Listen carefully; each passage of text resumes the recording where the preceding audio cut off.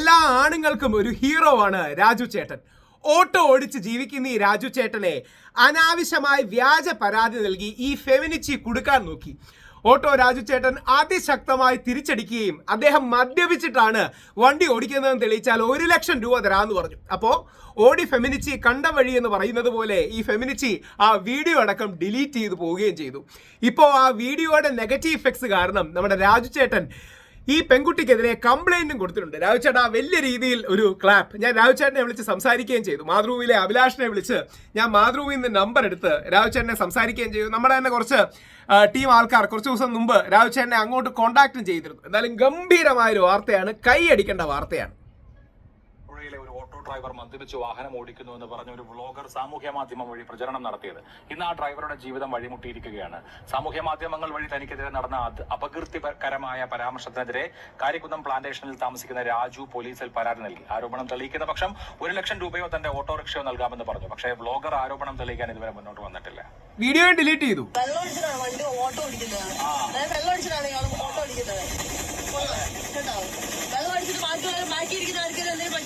Food കഴിക്കാൻ വേണ്ടി സ്ഥലം പറഞ്ഞു കൊടുത്തു, അതറിയില്ല. അപ്പൊ ഞാൻ പറഞ്ഞു ഓക്കെ സുഡിയോടെ അടുത്താണ്. അപ്പൊ അയാൾ എന്റെ അടുത്ത് പറയാം സുഡിയോ ഇവിടെ ഇഷ്ടം പോലെ ഉണ്ട് കൊച്ചെന്ന് പറഞ്ഞ് എന്റെ അടുത്ത് ചൂടാവുന്നു. എന്റെ അറിവിൽ തൊടുപുഴ ഒറ്റ സുഡിയോ പണിതിട്ടുള്ളൂ. പിന്നെ ഇയാളുടെ ആരെങ്കിലും വകയിൽ പണിത് വെച്ചിട്ടുണ്ടോ എന്ന് എനിക്കറിയത്തില്ല. സുഡിയോ ഒരു വസ്ത്ര വിതരണ ശൃംഖലയാണ്. പക്ഷെ ഇതിനെക്കുറിച്ച് എല്ലാവർക്കും അറിഞ്ഞോളുന്നില്ല. അങ്ങനെ അറിയാത്തത് കൊണ്ട് മാത്രം സമൂഹത്തിന് മുന്നിൽ അപമാനിതനായ ഒരാളാണ് എന്റെ ഒപ്പം ഉള്ളത്, ഓട്ടോ ഡ്രൈവറായ രാജു ചേട്ടൻ. ഞാൻ ട്രാൻസ്ഫർ ബസ് സ്റ്റാൻഡിൽ പോയി തിരിച്ചു വരുന്ന വഴിയാണ് ഇവര് കൈ നീട്ടിയത്. സംസാര ശൈലി അങ്ങനെയാണ്. പേര് പറഞ്ഞു. അവര് പറഞ്ഞ ഹോട്ടലിന്റെ പേര് എനിക്കറിയത്തില്ല. അപ്പൊ അത് കഴിഞ്ഞ് സ്റ്റുഡിയോ പോണെന്ന് പറഞ്ഞു. ഈ സ്റ്റുഡിയോ പോണെന്ന് പറഞ്ഞു കഴിഞ്ഞപ്പോഴും എനിക്ക് ആ സ്റ്റുഡിയോ അറിയത്തില്ല. നിങ്ങൾ കാണിച്ചു തരുവാണെങ്കിൽ ഞാൻ കൊണ്ടുവിടാം, അല്ലാണ്ട് എനിക്ക് അറിയാൻ പാടില്ല. അപ്പൊ അവർ എടുത്ത വായിക്ക് ചോദിച്ചു ചേട്ടൻ കള്ളു കുടിച്ചിട്ടുണ്ടോന്ന് ചോദിച്ചു. ഈ സ്റ്റുഡിയോ എന്ന് പറഞ്ഞപ്പോ സാധാരണ ഫോട്ടോ എടുക്കുന്ന സ്റ്റുഡിയോ നമ്മൾ കേട്ടിട്ടുള്ളൂ, അല്ലാണ്ട് ഈ സ്റ്റുഡിയോ ഇപ്പൊ സാധനങ്ങൾ എന്നാന്ന് എനിക്കറിയത്തില്ലല്ലോ. ഞാൻ അവരോട് പറഞ്ഞു ഞാൻ ഇവിടെ ഓടണല്ലേ വണ്ടി. അപ്പൊ ഇവര് വണ്ടി കയറിയപ്പോ തന്നെ ഭയങ്കര സ്മെല്ലാ. കഞ്ചാവാണോ എന്നൊക്കെ അടിച്ചേക്കണം ദൈവത്തിന് മാത്രം അറിയാം. ഇനി ഞാൻ കള്ളും കൂടെ കുടിച്ചെന്നാണോ നിങ്ങൾ പറയണെന്ന്. അപ്പൊ അവരവിടെ ഇറങ്ങി ഒരുത്തിനും വേറെ ഒരുത്തിനും ഇങ്ങനെ കവചമായിട്ട് എന്നെ ഇങ്ങനെ നിന്നേച്ച് ആ വർത്താനം പറയണു. അവൾ അവിടെ ഇറങ്ങി വന്ന് എന്റെ ഈ വീഡിയോ എടുക്കുന്നു. ഞാനിതൊന്നും അറിയുന്നില്ല. 2 ദിവസം കഴിഞ്ഞപ്പോഴാണ് ഞാൻ കിടന്ന് വണ്ടി ഓടിക്കണ പയ്യൻ പറഞ്ഞു. എന്നോട് അവൻ ചോദിച്ചു ചേട്ടന്റെ ഒരു വീഡിയോ ഉണ്ടല്ലോ എന്നാ പറ്റിയാന്ന് പറഞ്ഞു. ഞാൻ പറഞ്ഞു ഇന്ന പോലെ സംഭവിച്ചോ. വേറെ ഞാനൊന്നും പറഞ്ഞിട്ടില്ല, തെരുവോ ചീത്തയോ ഒന്നും പറഞ്ഞിട്ടില്ല. വണ്ടിക്കൂലിയും മേടിച്ചിട്ടില്ല, വണ്ടി ഓടിയില്ല. ഇതിന്റെ പേരില് എനിക്ക് ഓട്ടോ ഇല്ല. ഇപ്പൊ എത്ര ദിവസമായെന്നറിയോ വണ്ടി ഓടിയിട്ട് ആരും വിളിക്കണില്ല. കള്ളു കുടിച്ച് നടക്കണമെന്നും പറഞ്ഞുകൊണ്ട് ആരും വിളിക്കണില്ല.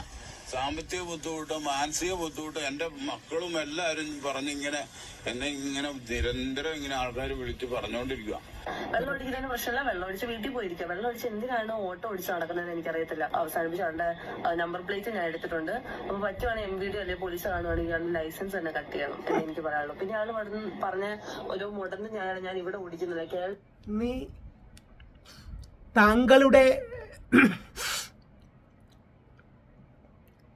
വെച്ചിട്ടാണോ ഈ രാജ്യത്ത് ലൈസൻസ് ക്യാൻസൽ ചെയ്യണം? പിന്നെ നിന്റെ പിറ്റേ ദിവസം കേസ് കൊണ്ട് കൊടുത്തു. ഇവിടെ SP ഓഫീസിൽ വെച്ച് വിളിച്ചു. ഇവിടെ വന്നപ്പോ സാർമാര് പറഞ്ഞു സൈബർ സെല്ല് പൈനാവില അവിടെ കൊണ്ടുപോയി കൊടുത്തു. അവിടെ കൊടുത്തു കഴിഞ്ഞു വൈകുന്നേരം ഒരു 7 മണി കഴിഞ്ഞപ്പോഴത്തേനും അവിടുന്ന് വിളിച്ചു. എന്നോട് തൊടുപുഴ സ്റ്റേഷനിലോട്ട് വരാൻ പറഞ്ഞു. സംസാരിക്കുന്നത് എങ്ങനെയാണ്? പ്രായമായ മനുഷ്യനാണ്. അവള് പറയണ ഞാൻ കള്ളു കുടിച്ചേച്ചാ വണ്ടി ഓടിക്കണേന്നാ പറഞ്ഞു. കള്ളു കുടിച്ചിട്ടില്ല, ഞാൻ കള്ളു കുടിച്ചിട്ട് വണ്ടി ഓടിക്കാറുമില്ല, കള്ളു കുടിക്കാറുമില്ല. എന്റെ പേരിൽ ഒരു കംപ്ലൈന്റോ ഈ വെള്ളം മദ്യപിച്ച് വെള്ളം ഓടിച്ചെന്നും പറഞ്ഞ ഒരു സ്റ്റേഷനിലും ഒരു പ്രശ്നം വന്നിട്ടില്ല. എന്റെ ജീവിതം മുടം നോക്കി ഞാൻ എന്നാ ചെയ്യും? ഞാൻ വെള്ളം കുടിച്ചെന്ന് തെളിയിക്കുവാണെങ്കിൽ അവർക്ക് ഞാൻ 1 ലക്ഷം രൂപ എന്റെ വണ്ടിയെ ഞാൻ കൊടുക്കാന്ന് ഞാൻ പറഞ്ഞേക്കണ. ഷുഗർ, കൊളസ്ട്രോള്, BP ഇതിനെല്ലാം മരുന്ന് കഴിക്കണം. പിന്നെ ഇതിന്റെ ഇടയ്ക്ക് ഗ്രാമീണ ഫാമിങ്ങിൽ നിന്ന് ലോൺ എടുത്ത് മേടിച്ച് വണ്ടിയത് എനിക്ക് സ്വന്തമായിട്ട് ഒരു ഇതിന്റെ സ്ഥലം വരെ ഇല്ല. ഇവളും ഇവിടെ കൂടുതൽ ഒരു ആണും കൂടെ ഉണ്ടായിരുന്നെ. അവള് ഇപ്പൊ ഇവിടെ വന്നു സ്റ്റേഷനിൽ വന്നപ്പോ അവള് പെണ്ണായി.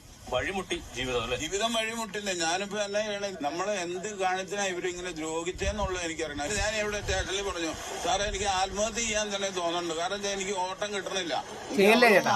എനിക്കുള്ളൂ. കാരണം വേറെ അല്ല അതിനകത്ത് പ്രശ്നം. കാരണം എന്നെ ഇങ്ങനെ ഇതുപോലെ ബുദ്ധിമുട്ട് വേറൊരാൾക്ക് ഇങ്ങനെ ഒരു സംഭവം ഉണ്ടാകരുത്.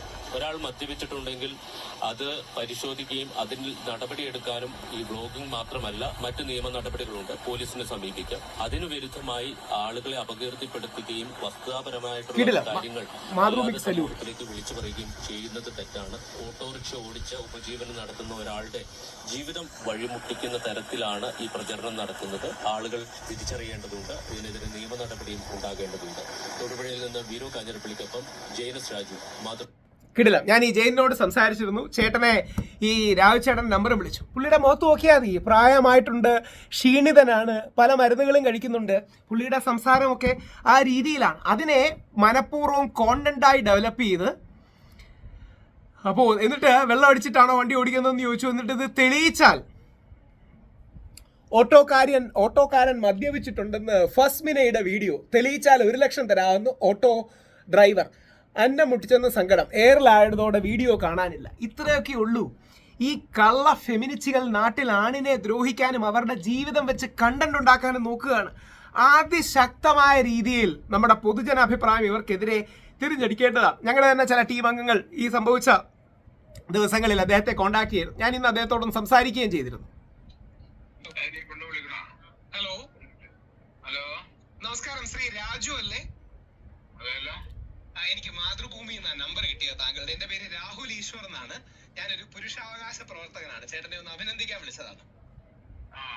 നമ്മുടെ മറ്റേ ആ വ്ളോഗർക്കെതിരെ ചേട്ടൻ പരാതി കൊടുത്തു എന്ന് കേട്ടു. കൊടുത്തായിരുന്നു. വളരെ സന്തോഷം ചേട്ടാ. ചേട്ടനെ പോലെ കുറച്ച് പേര് അങ്ങനെ ധൈര്യത്തോടെ കൊടുക്കണം. ഇല്ലെങ്കിൽ പലപ്പോഴും ഇവരൊക്കെ ഈ വ്യാജ പരാതികൾ നമ്മളെ പെടുത്തും.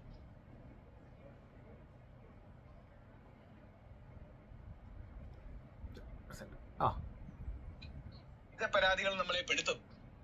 ഞാൻ ആ മാതൃഭൂമിയിൽ കണ്ടു. ഞാൻ മാതൃഭൂമിയിൽ വിളിച്ചാ ചേട്ടന്റെ നമ്പർ എടുത്തത്. ചേട്ടൻ എവിടെയാ? സ്ഥലമൊക്കെ എവിടെയാ? ഞാനിപ്പോ പ്ലാന്റേഷൻ, കരികുന്നം പ്ലാന്റേഷൻ.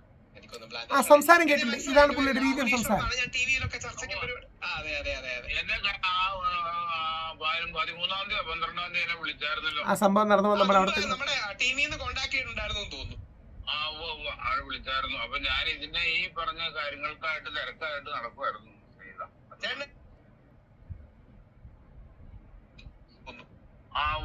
ആള് വിളിച്ചായിരുന്നു. അപ്പൊ ഞാൻ ഇതിന്റെ ഈ പറഞ്ഞ കാര്യങ്ങൾക്കായിട്ട് തിരക്കായിട്ട് നടക്കുമായിരുന്നു. ചേട്ടനിപ്പം പ്രശ്നമൊന്നുമില്ലല്ലോ? ഇല്ല, പ്രശ്നമൊന്നുമില്ല. അതിനെ കേസ് കൊടുത്തിട്ടുണ്ട്. അതിനെ വിളിച്ചിട്ടൊന്നുമില്ല.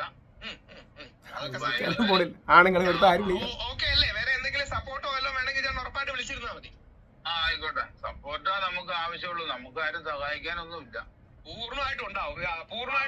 ഞങ്ങൾ ആ റേഞ്ചിൽ വരുമ്പോഴേ ഞാൻ ചേട്ടനെ വന്ന് കണ്ടോളാം എന്തായാലും. ആയിക്കോട്ടെ. വളരെ സന്തോഷം കേട്ടോ. ധൈര്യമായിട്ടിരിക്കണം. നമ്മളെല്ലാം കൂടെ ഉണ്ട്. ആയിക്കോട്ടെ. Thank you. അതേപോലെ ആ പുരുഷന്മാരെ നമ്മൾ പിന്തുണയ്ക്കണം. ഇല്ലെങ്കിൽ ഈ കള്ള ഫെമിനിസ്റ്റുകളുടെ പരാതിയിൽ പുരുഷവിരോധമുള്ള ഇവർ മനഃപൂർവ്വം ആണിനെ കുരുക്കാനും കോണ്ടന്റ് ആക്കാനും മാത്രം നിന്നുകൊണ്ട് നമുക്കെതിരെ തിരിയുന്നുണ്ട്. എന്തായാലും ആ ചേട്ടന് വല്ലാത്തൊരു കൈയടി കൊടുക്കണം. ചേട്ടൻ തീർച്ചയായിട്ടും അഭിനന്ദനങ്ങൾ അർഹിക്കുന്നു. ചേട്ടൻ നമ്മുടെ ഓരോരുത്തരുടെയും എന്താ പറയുക, അദ്ദേഹത്തിൻ്റെ സംസാരം കേട്ടാൽ അറിയാം. അദ്ദേഹത്തിന് ഒന്ന് പ്രായമായിരിക്കാനും പല മരുന്നുകളും കഴിക്കുന്നതാണ്. അദ്ദേഹത്തിൻ്റെ സംസാരം അങ്ങനെയാണ്. അത് ഇമ്മീഡിയറ്റ്ലി അങ്ങനെ തന്നെ എടുത്ത് കോണ്ടന്റ് കള്ളത്തിൽ കൊടുക്കാൻ വേണ്ടി ചെയ്യുന്നതാണ് എന്ന് വളരെ വ്യക്തമാണ്. കൊടുക്കാൻ വേണ്ടി ചെയ്യുന്നതല്ലെങ്കിൽ എങ്ങനെയാണ് ആദ്യമേ ഇവർക്ക് ആ കോണ്ടന്റ് കിട്ടിയത്? അതായത് അങ്ങനെ ചോദിക്കാം എന്ന് പറഞ്ഞ് വെള്ളം അടിക്കുന്നുണ്ടോ ചോദിക്കുന്നുണ്ട്. പുള്ളി ആദ്യം എന്നൊക്കെ പറയുന്നുണ്ട്. പുള്ളി എന്താണെന്ന് തന്നെ ക്ലിയർ ആയിട്ട് കേൾക്കുന്നില്ല. അപ്പോൾ ഈ രീതിയിൽ മനഃപൂർവ്വം പുള്ളിയെ കൊടുക്കാൻ ശ്രമിച്ചതാണ്. എന്തായാലും ആ വീഡിയോ ഡിലീറ്റ് ചെയ്യുമെന്ന് അറിയാൻ പറ്റും. ഞാൻ സെർച്ച് ചെയ്തിട്ട് കിട്ടിയില്ല. വീഡിയോ ഡിലീറ്റ് ചെയ്യുന്ന ചില മാധ്യമങ്ങൾ വാർത്തയും കൊടുത്തിട്ടുണ്ട്. നമ്മുടെ രാജു ചേട്ടൻ ഒരു ഹീറോ ആണ്. രാജു ചേട്ടന് നമ്മുടെ ഭാഷാ സ്റ്റൈലിൽ ഒരു സല്യൂട്ട് നൽകുന്നു.